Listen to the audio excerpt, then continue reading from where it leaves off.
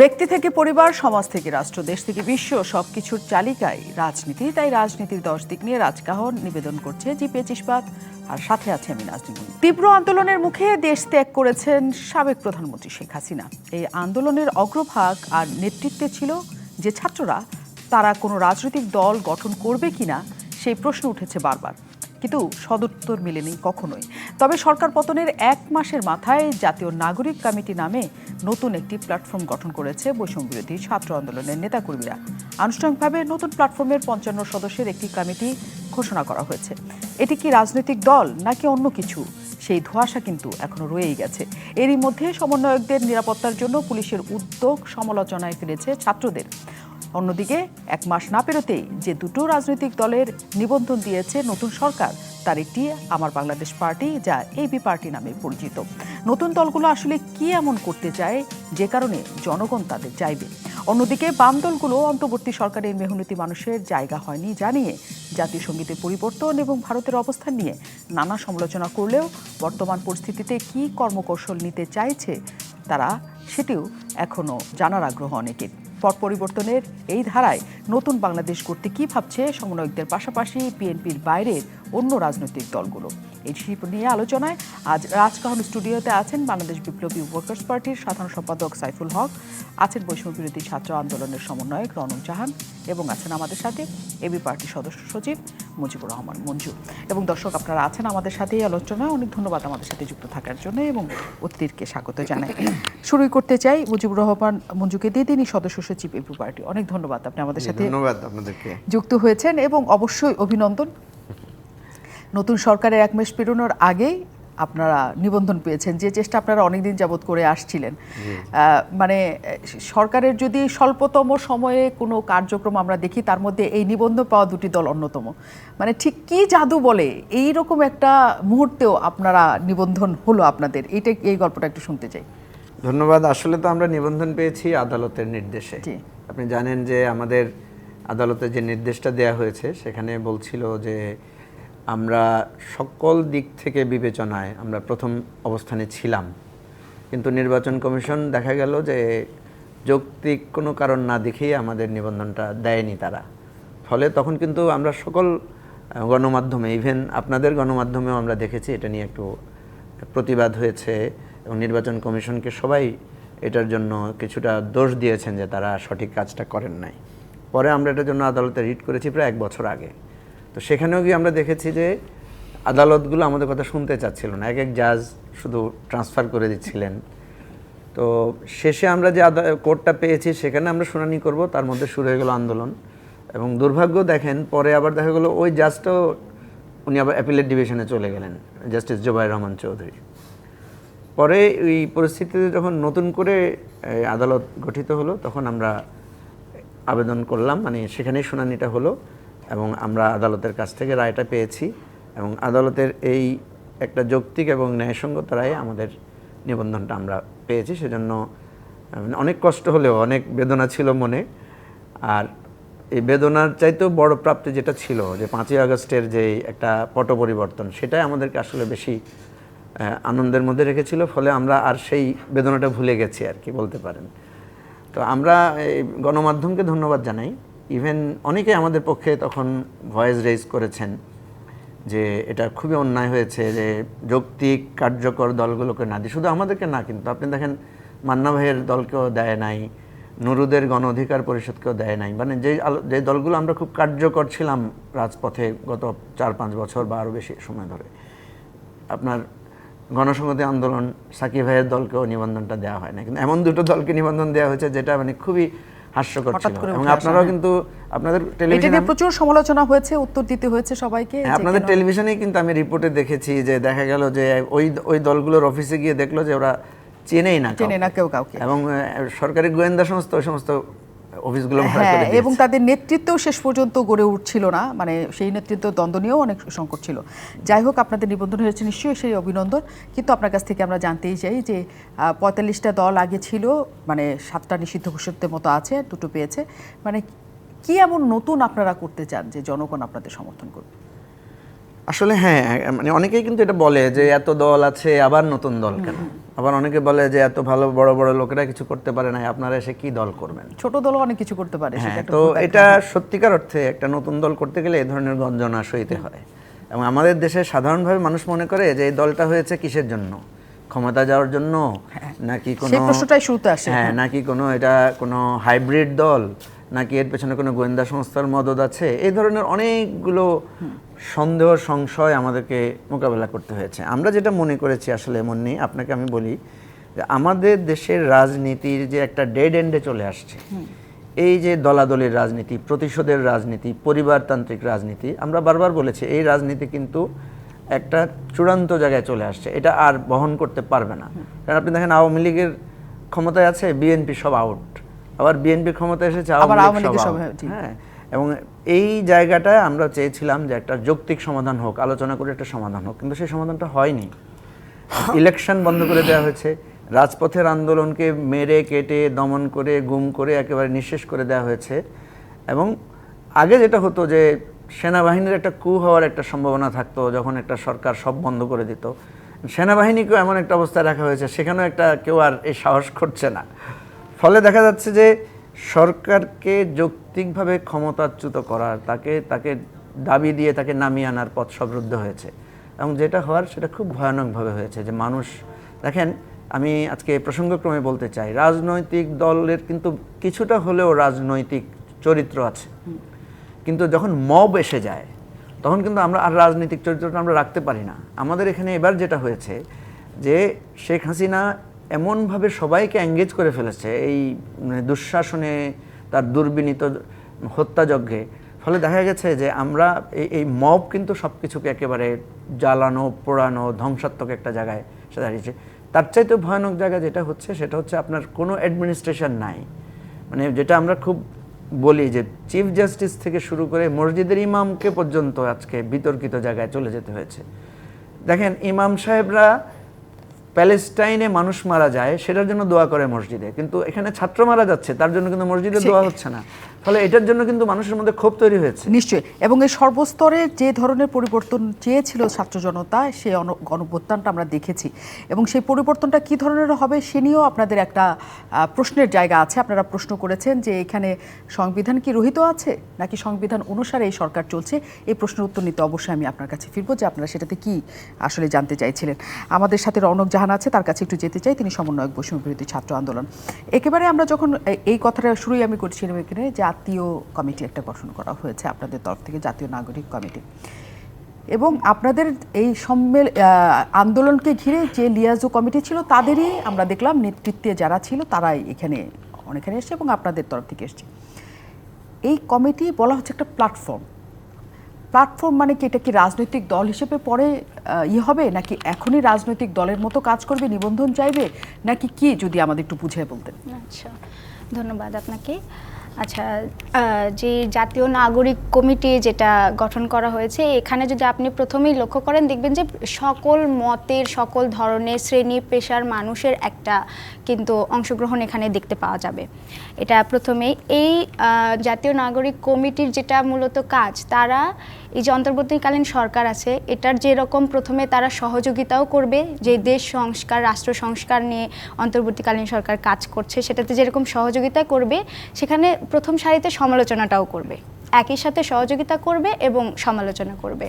দেশ সংস্কারের কাজে একই সাথে যে সরকারকে বিভিন্নভাবে পরামর্শক দাতা হিসেবেও কাজ করবে, এটা একটাই। এবং এখানে বিভিন্ন ধরনের মানুষের কথা যখন আমি বলছি তখন এখানে কিন্তু একটা সংহতি তৈরি হচ্ছে।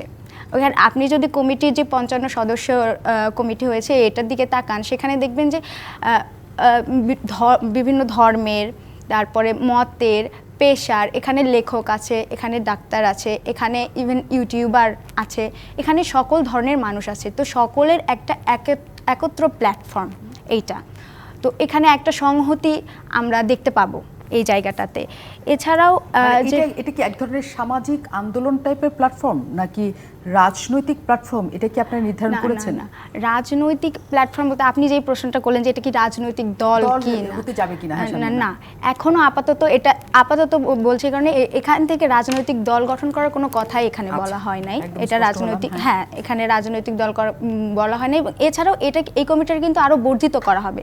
সেখানে শ্রমিক, প্রবাসী, শহীদদের পরিবার, আহতদের পরিবারের সদস্য, এই বিভিন্ন মানে ক্ষেত্রের মানুষদেরকে আহ্বান করা হবে এবং তাদেরকে এটাতে ইনক্লুড করা হবে। এটা তাহলে এক ধরনের ওয়াচডগ টাইপের, যে হ্যাঁ সব দেখবে, তারপরে যদি অন্যায় যেখানে হয় সেখানে তারা প্রতিবাদ জানাবে, দেশ গড়ার কাজে কাজ করবে, এমন ব্যাপার। হ্যাঁ, আপনি দেখেন বৈষম্য বিরোধী ছাত্র আন্দোলন এটা একটা প্ল্যাটফর্ম। এই জায়গাটা থেকে কিন্তু দেশে উদ্বুদ্ধ যে কোনো পরিস্থিতি তৈরি হচ্ছে, কোনো ধরনের অস্থির পরিস্থিতি তৈরি হচ্ছে, সেখানে কিন্তু কাজ করা হচ্ছে, যতটুকু আমাদের পক্ষে সম্ভব সেটা কাজ করা হচ্ছে।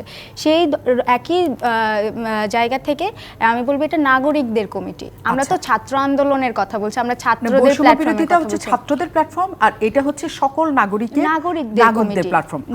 যে আমরা আমাদের কাছে স্পষ্ট, তার মানে এমন কি হবে যে বৈষম্য বিরোধী ছাত্র আন্দোলন এবং এই নাগরিক কমিটি দুটো কি দুটোর পরিপূরক নাকি দুটো আলাদা? না, দুটোর জায়গা থেকে আলাদা। নাগরিকরা তার এই নাগরিক কমিটি এটা আলাদা, দুটো আলাদা।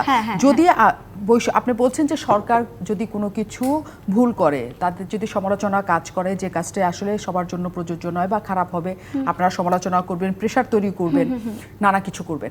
এখন বৈষম্য বিরোধী ছাত্র আন্দোলনে যারা আমরা দেখতে পাচ্ছি, আমরা হাসনাত আব্দুল্লাহ বলি, সার্জিস আলম বলি, যারা এখানে আছেন সরকারের বাইরে যারা, তারাও তো নানা জায়গায় সবাই সমন্বয়কদের সাথে সভা করছেন, সবকিছুই করছেন। এখন তারা যদি কোনো কিছু অন্যায় করে, তাদের তরফ থেকে যদি কোনো সবাই আমরা ভুল করি, আমি ভুল করি, আমরা সবাই ভুল করি, তাদের যদি কোনো কিছু ভুল হয় সেটা কি আপনারা দেখিয়ে দিতে পারবেন? হ্যাঁ, অবশ্যই। এখানে দেখেন, আমরা রাষ্ট্র সংস্কারের কথা বলছি, তো সেই রাষ্ট্র সংস্কার করতে গিয়ে যে কেউ যদি ভুল কোনো সিদ্ধান্ত নেয় যেটা জাতীয় স্বার্থে আঘাত করছে, সেই জায়গায় সমালোচনার জায়গা আছে। আমরা সেই জায়গাতে সবাই সমালোচনা করব, এই জায়গাটা আছে অবশ্যই। মানে আপনারা এখানে একটা প্রেশার গ্রুপ হিসেবে কাজ করবেন এবং নাগরিকদের সকল সেক্টরের পক্ষ থেকে আপনাদের এটা প্রেশার সবসময় সকল দল এবং যেই করুক না কেন সবার জন্যই আপনাদের জন্য থাকবে।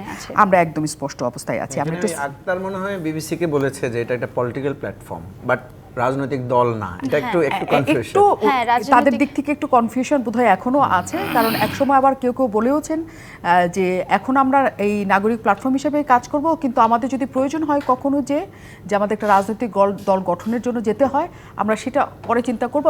যেহেতু আপনাদের অনেক সমন্বয়ক এবং আপনাদের 55 জনের কমিটি, সো এক একজন এক এক বক্তব্য এখন আসতেই পারে, হয়তো পরে আপনাদের যে সবকিছু হবে জানাতে পারবেন একদম সঠিকভাবে। আমি একটু সাইফুল হকের কাছে যাই। অনেক ধন্যবাদ, আপনি আমাদের সাথে যুক্ত আছেন এই পুরো পরিবর্তনের সময়। এর আগে আপনি একদম তীব্র আপনাদের কণ্ঠস্বর শুনছি, আন্দোলনের সাথে আপনাদের যা চেয়েছেন তা এখনো পর্যন্ত হয়েছে, কিন্তু একটা নতুন সরকার গঠন হওয়ার পর যা কিছু হওয়ার কথা ছিল সেটা হচ্ছে কিনা বা সেটা শুরু হয়েছে কিনা? আপনাকে ধন্যবাদ। আমাদের প্রিয় ভাজন দুজন আলোচক আর যারা দর্শক শ্রোতা, তাদেরকে ডিবিসিতে মানে 5 তারিখের পরে প্রথম আসা, ফলে এই উপলক্ষে ধন্যবাদ। ডিবিসি দর্শক শ্রোতা, ডিবিসির যারা সহকর্মীরা আছেন সবাইকে শুভেচ্ছা জানাই। আমাদের একটা বিপুল প্রত্যাশা নিয়ে তো সরকারের যাত্রা শুরু হয়েছে। প্রত্যাশার চাপটা অনেক বড়, কাজের চাপটাও অনেক দীর্ঘ।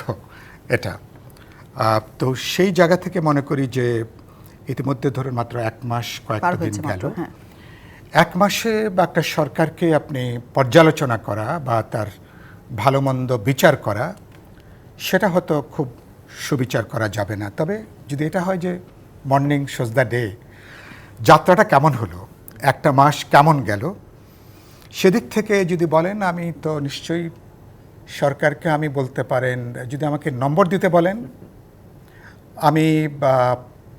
আমি সি দেব না, বি দেব না, B+ দেব না, আমি হয়তো এ দেব। A+ আমি এখনও দিতে পারছি না, আর A+ও এখনও দেবার মতন পর্যায়টা এখনও আসেনি।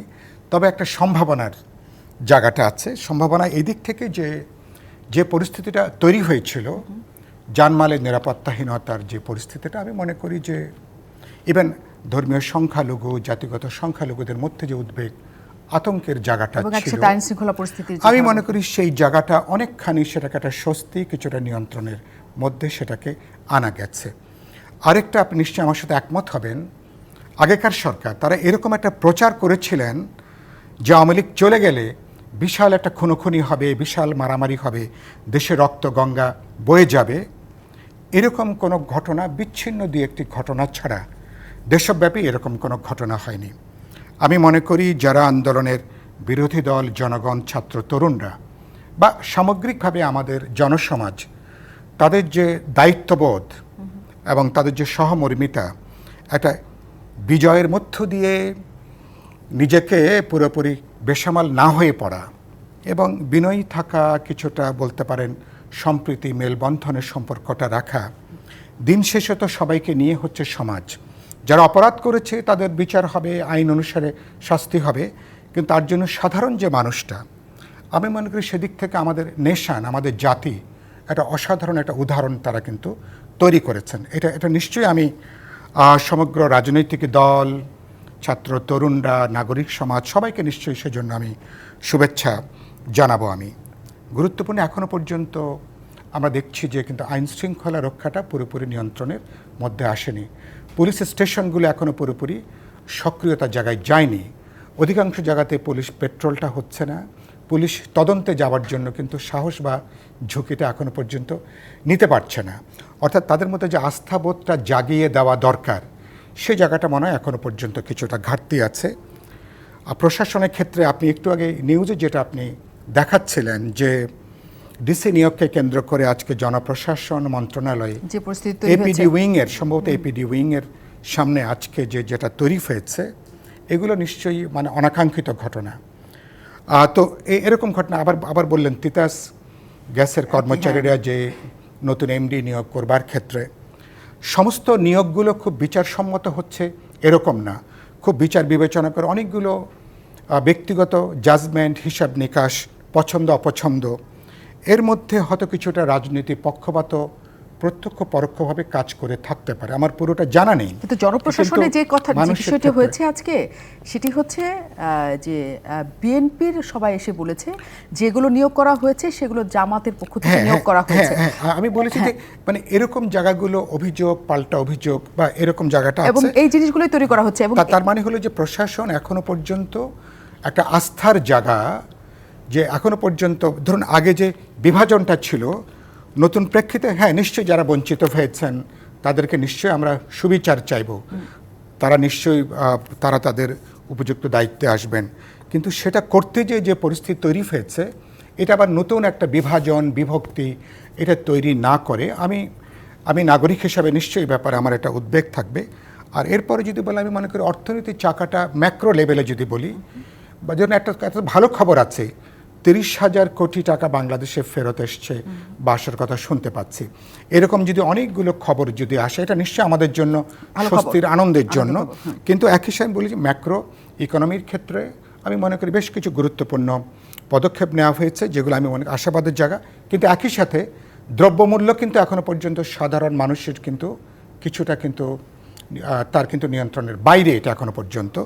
আর সরকার পতনের পরপরই কিন্তু যেহেতু মধ্যস্বত্বভোগীটা কমে গিয়েছিল, কিছুটা অনেকগুলো পণ্যের দাম কিন্তু কমে এসেছিল, আবার কিন্তু দামটা কিন্তু বাড়ছে এগুলো। আর গুরুত্বপূর্ণ জায়গা যেটা মনে করি, নির্বাচন কমিশন তো যেটা পুরোপুরি ধরুন ভেঙে পড়েছে।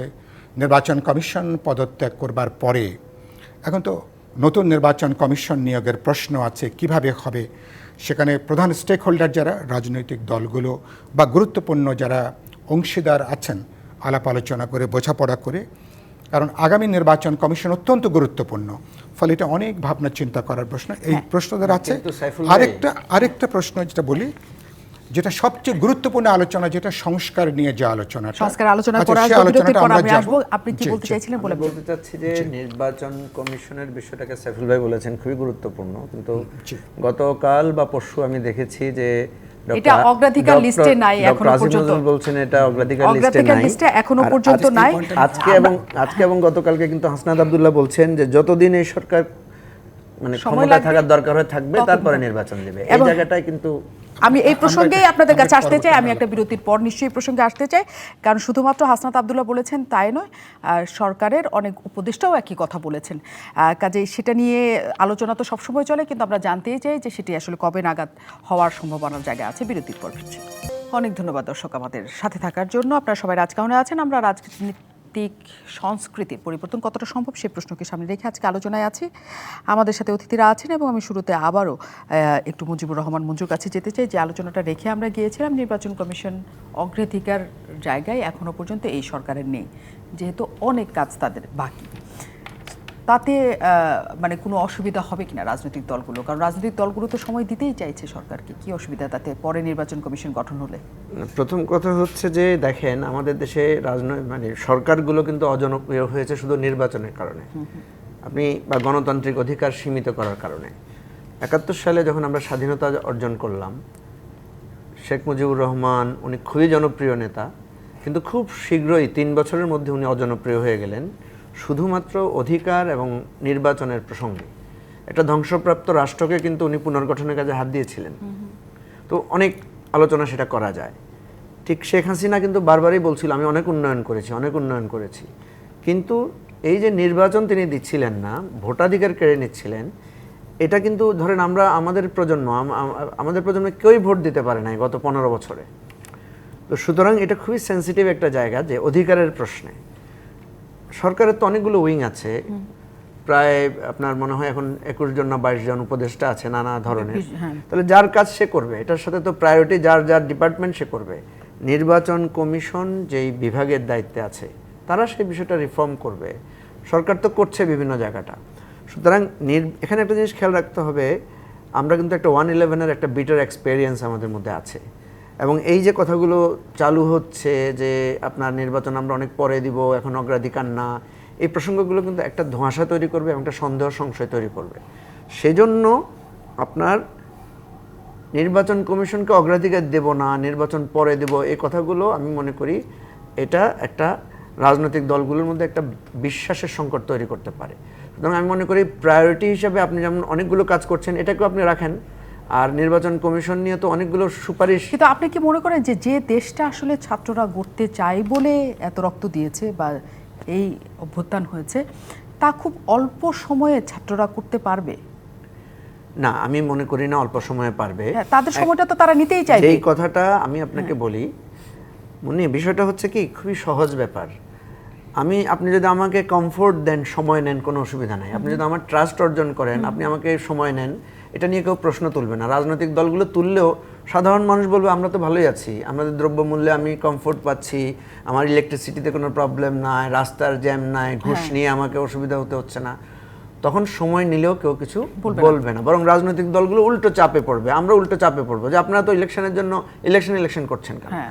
আপনি যখন সময় নেবেন কিন্তু পিপলকে কোনো কমফোর্ট দিবেন না, সেখানে মানুষের মধ্যে একটা কষ্ট থাকবে, মানুষের মধ্যে একটা, তখন কিন্তু সব ক্ষোভটা, সব রাগটা গিয়ে সেখানে গিয়ে পড়বে। আমরা সরকারকে সহযোগিতা করতে চাই, আমরা সেই জন্য বলছি। আমাদের কিন্তু যেটা সাইফুল ভাই বলেছেন, এই সরকারের 1 মাসে যেটা করেছে, এটা ধরেন আমি যদি বলি, ধরেন বিএনপি 16 বছরে যেটা পারে নাই, বা পারে নাই বলতে কি তার যে অপ্রাপ্তিটা ছিল সে হয়তো 1 সপ্তাহের মধ্যে সেটা পেয়ে গেছে। বিএনপির নেতারা সবাই জেল থেকে বেরিয়ে এসেছে, তাদের যে সমস্ত ব্যাংক দখল হয়েছিল, তাদের যে সমস্ত প্রতিষ্ঠান দখল হয়েছিল, এগুলো তো 1 সপ্তাহেই দখল মুক্ত হয়ে গেছে। ঠিক সেভাবে যারা এলাকায় যেতে পারতো না, যে তার অফিসে বসতে পারতো না, তারা কিন্তু বসে গেছে। আপনি দেখেন 1 সপ্তাহে মনে হয় যেন আমরা 10 বছরের জিনিস একসাথে পেয়ে গেছি। তো আপনি যখন একসাথে 10 বছরেরটা 1 সপ্তাহে পেয়ে যান বা 10 দিনে পেয়ে যান, এর পরের জায়গাটার প্রশ্নটা আপনাকে তখনই আসবে। এই জন্য আমি মনে করি এখানে কৌশলগত দিক হচ্ছে আমাদের ঐক্যটা ধরে রাখতে হবে। আমরা কিন্তু সবাই, আপনার মনে থাকার কথা, যেদিন ডক্টর ইউনূস শপথ নিচ্ছেন সেদিন কিন্তু সবাই সেখানে একসাথে ছিল, সব রাজনৈতিক দল, ছাত্ররা, ছাত্রীরা সবাই ছিল, বাংলাদেশ সেনাবাহিনী, পুলিশ থেকে শুরু করে সবাই ছিল। সুতরাং আমরা একটা ঐক্যবদ্ধ হয়েছিলাম যে ডক্টর ইউনূসের নেতৃত্বে আমরা একটা নতুন বাংলাদেশের যাত্রা শুরু করেছি। এখন বিভেদটা হচ্ছে কেন, বা এখন ভুল বোঝাবুঝিটা হচ্ছে কেন? এই ভুল বোঝাবুঝি করা যাবে না, আমাদেরকে ঐক্যবদ্ধ থাকতে হবে। এবং আমি মনে করি খুব শীঘ্রই এই অন্তর্বর্তীকালীন সরকারের উচিত একটা জেনারেল একটা আপোষনামা তৈরি করা। আপোষনামাটাকে আমি ঠিক এভাবে বলতে চাচ্ছি যে আমাদের মধ্যে একটা স্বাভাবিক চুক্তিনামা থাকবে। আমি মনে করি মোটা দাগে 3টা কাজ। একটা কাজ হচ্ছে যেটা সাইফুল ভাই বলেছেন, বাজার নিয়ন্ত্রণ এবং আইন শৃঙ্খলা পরিস্থিতি হয়ে দেশটাকে একটা স্বাভাবিক যাত্রায় না, মানুষ যাতে মনে করে ওকে আমরা এখন ভালো আছি। 2 নম্বর হচ্ছে আপনার প্রয়োজনীয় সংস্কার কোথায় কোথায় আমরা করতে চাই। ধরেন সাইফুল ভাইরা যুগপৎ আন্দোলন করেছে বিএনপির সাথে, ওনারা কিন্তু একটা 31 দফা দিয়েছেন। আমরা যুগপথে ছিলাম না, কিন্তু আমাদেরও একটা আলাদাভাবে আমরা একটা 12 দফা দাবি দিয়েছি। তাহলে একটা দাবি তো আমাদের আছে, আমাদের একটা ঐকমত্য তো আছে। তাহলে সংস্কারের জায়গাটা কিন্তু একটু বসলেই এটাকে 31 দফা হবে না 28 দফা হবে না 12 দফা হবে, এটা একটা সেটেলমেন্ট হয়ে যায়। থার্ড হচ্ছে যে একটা নির্বাচিত সরকারের কাছে ক্ষমতা হস্তান্তর। আপনার নির্বাচিত সরকারের কাছে গুরুত্বপূর্ণ কেন? কারণ এই যে ফ্লসগুলো হচ্ছে এগুলো কিন্তু রেকটিফাই হবে কিন্তু নেক্সট পার্লামেন্টে। সো এটা খুবই গুরুত্বপূর্ণ যে আপনার ঐকমত্যে পৌঁছানো। এবং সেই জন্য আমরা বলছি যে এটার একটা ঐকমত্য দরকার, এবং এখানে যে ভুল ত্রুটি হওয়াটা অস্বাভাবিক নিশ্চয়ই, কিন্তু সেটা এক মাসের সময়কালে সেটা খুব দ্রুত বা খুব তাড়াহুড়া করে এই না, জায়গাটা তাড়াহুড়া চলে মোটেও- আসছে। তাড়াহুড়া মোটেও ওদের উচিত না। আমি আপনার কথাটা শুনেই আমি আসলে রনকের কাছে যাই। রনক জাহান নিশ্চয়ই বলবে যে তাদের পরিকল্পনার জায়গা কি।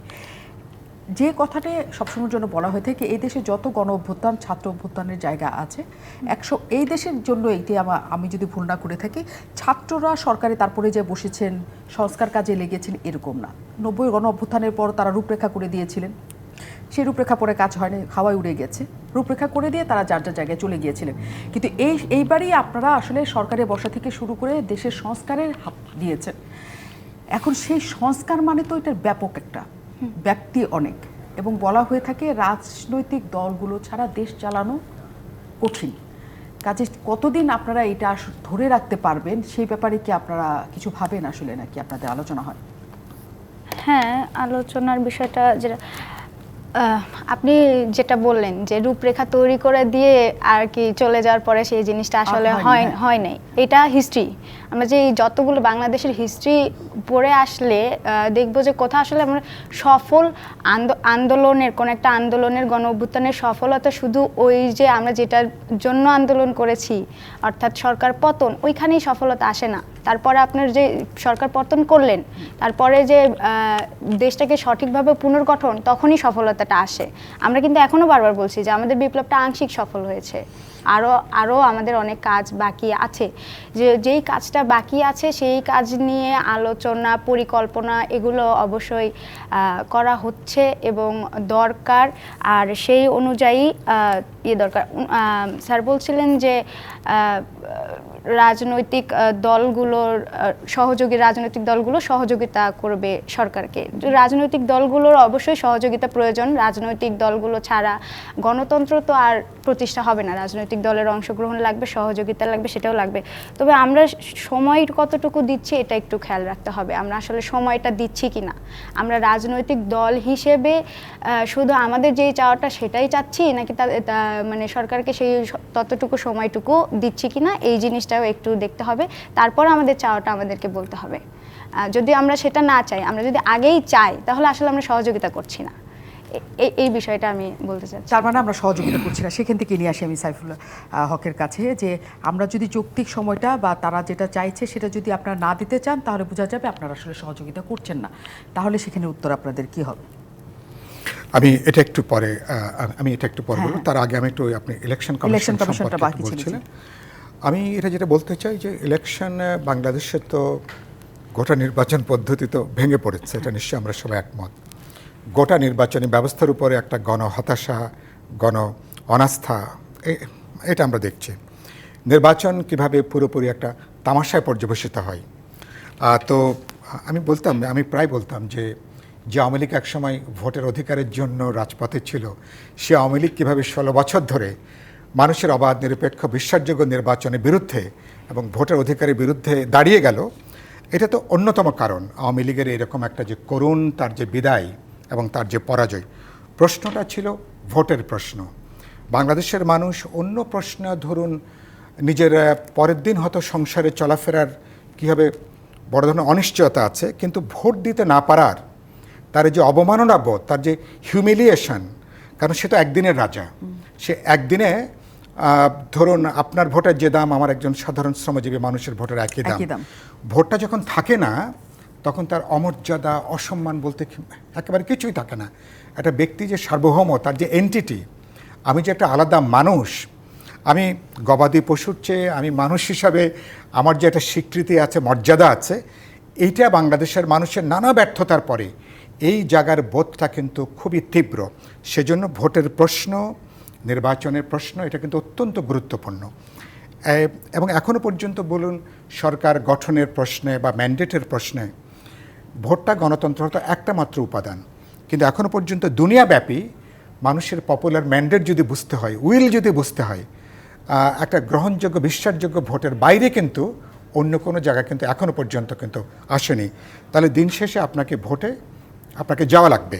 সেদিক থেকে এই নির্বাচন কমিশন তো এটা তখন পুনর্গঠন, গোটা ব্যবস্থার পুনর্গঠন করতে হবে। ইতিমধ্যে আমি বলেছি গত 3টা নির্বাচন কমিশনে যারা দায়িত্বে ছিলেন তাদেরকেও বিচারের আওতায় আনা দরকার। কেন আনা দরকার? একটা সাংবিধানিক প্রতিষ্ঠানকে তারা যেভাবে ভুলুণ্ঠিত করেছেন, অমর্যাদা করেছেন, এবং তারা সরকারের একেবারে ছাত্রলীগ যুবলীগের মতন করে যেভাবে নির্বাচন কমিশনকে তারা ব্যবহার করেছেন, নির্দিষ্ট অপরাধের জন্য তাদেরকে জবাবদিহিতার মধ্যে আনা, আইনানুগভাবে তাদেরকে আনাটা এটা অত্যন্ত জরুরি। আমি মনে করি এই সরকারকে এটা তার অগ্রাধিকারের তালিকার মধ্যে থাকবে, কারণ এই 16 বছর ধরে রাজনৈতিক দলগুলো যে জমিনটা তৈরি করেছে গোটা আন্দোলনের জন্য, শেষ ধাক্কাটা দিয়েছে ছাত্র, তরুণ, শ্রমজীবী, সাধারণ মানুষ। সুতরাং আমি বলি 16 বছর এবং 36 দিন এর একটা কিউমিলেটিভ ফলাফল হচ্ছে এই জাগরণ বা অভ্যুত্থানের প্রশ্ন। প্রধান প্রশ্নটা হচ্ছে আপনার ভোটের প্রশ্ন এবং একটা পপুলারলি ম্যান্ডেট পরবর্তীকালে সরকার গঠনের প্রশ্ন। এখন গুরুত্বপূর্ণ যেটা আপনি বললেন, আমরা সরকারকে যৌক্তিক কী সময়টা দেব, আমি অবশ্যই মনে করি সরকারকে সেজন্য দরকার হচ্ছে সকল রাজনৈতিক দল, ছাত্র তরুণরা সহ গুরুত্বপূর্ণ স্টেক হোল্ডার সবার সাথে অন্তর্বর্তী সরকারকে দিল খোলা আলোচনা করা দরকার। কার কী এজেন্ডা আছে, কার কী বক্তব্য আছে, কে কোথায় কী পরিবর্তন করতে চান, কী সংস্কার করতে চান। অন্তর্বর্তী সরকার একটা মডারেটরের ভূমিকা তারা এখানে পালন করতে পারেন। তালিকাটা যদি নির্ধারিত হয়, আমাদের 31 দফা যদি ধরেন 32 দফা হয় কি 40 দফা হয়, কোন কোন কাজগুলো তারা এই তারা একটা ইন্টারিম গভর্নমেন্ট, মানে ভবিষ্যতে নির্বাচিত সরকারের আগে তারা একটা সরকার, তাহলে কোন কোন কাজগুলো তারা করবেন এবং সেটা করতে গেলেও রাজনৈতিক দল এবং পলিটিক্যাল সোসাইটির কিন্তু সম্মতি লাগবে, বোঝাপড়া লাগবে, একটা কিন্তু মতৈক্যের প্রশ্ন আছে। সেটা করার জন্য যদি 6 মাস লাগে 6 মাস নেন, যদি আরও 2 মাস বেশি সময় লাগে 2 মাস নেন। যদি বোঝাপড়া থাকে তাহলে কিন্তু সময় কিন্তু বাড়াতে কিন্তু কোনো সমস্যা নেই। কিন্তু যদি আপনি বিরোধী দলকে যদি এমন মনে হয় যে সরকার তারা নিজস্ব রাজনৈতিক এজেন্ডা নিয়ে এগোচ্ছেন, বিরোধী দলগুলোর সঙ্গে যদি একটা দূরত্বের জায়গা তৈরি হয়, তাহলে অন্তর্বর্তী সরকার যে প্রয়োজনীয় সংস্কারগুলো করতে পারতেন তখন কিন্তু সেটাও কিন্তু করাটা কিন্তু সম্ভব হবে না। কিন্তু এই আলোচনার জায়গাটা কিন্তু এইখানে আমি আসবো আপনার কাছে, এবং এই আলোচনাটাই আপনি একটু রেখে দিবেন নিশ্চয়ই, আপনি যেটা বলতে চাচ্ছিলেন। আমি বিরতির পর সেটা ফিরতে চাই, কারণ সরকারের পক্ষ থেকেও আসলে বলা হয়েছে যৌক্তিক সময় কোনটা রাজনৈতিক দলগুলো যেন তাদের বলে। আমি বিরতির পর ফিরছি। অনেক ধন্যবাদ দর্শক আমাদের সাথে থাকার জন্য। আমরা বিরতির পর ফিরলাম রাজকাহনে আবারও, এবং আলোচনাতে ছিল নির্বাচন কমিশন প্রসঙ্গ। আমাদের সাথে মুজিবুর রহমান মঞ্জু আছেন। আপনি কথা বলতে চাইছিলেন, আমি বিরতিতে চলে গিয়েছি। জি, আপনি। আমি বলছি রৌনক যে কথাটা বলেছে, সে বলেছে যে সহযোগিতার বিষয়টা। এখন ধরেন মনে এই যে আপনি প্রোগ্রামটা করছেন, এটা তো একটা নির্দিষ্ট টাইম আছে।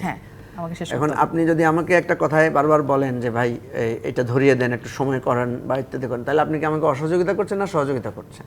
আসলে আপনি আমাকে সহযোগিতা করছেন যাতে আমি অল্প কথায় সুন্দর করে কথাটা বলতে পারি, কারণ আমি লম্বা হলে তো ঝুলে যাবে, অনুষ্ঠানটা কেউ দেখতে চাইবে না। ঠিক তেমনিভাবে আমরা সরকারকে স্মরণ করে দিচ্ছি, কিন্তু রাজনৈতিক দলগুলোর কিন্তু সরকার পরিচালনার রাজনৈতিক অভিজ্ঞতা আছে, যেটা হয়তো আমরা মনে করছি অপেক্ষাকৃত ছাত্রদের এই অভিজ্ঞতাটা কম। কিন্তু যে পরিস্থিতিতে এখন আসলে আছে সরকার, মানে ছাত্ররা তো আছে তাদের সাথে, কি মনে হয় আসলে যদি সত্যি আপনাদের কাছে জিজ্ঞেস করা হয় যে আপনারা কতদিন সময় দিতে চান?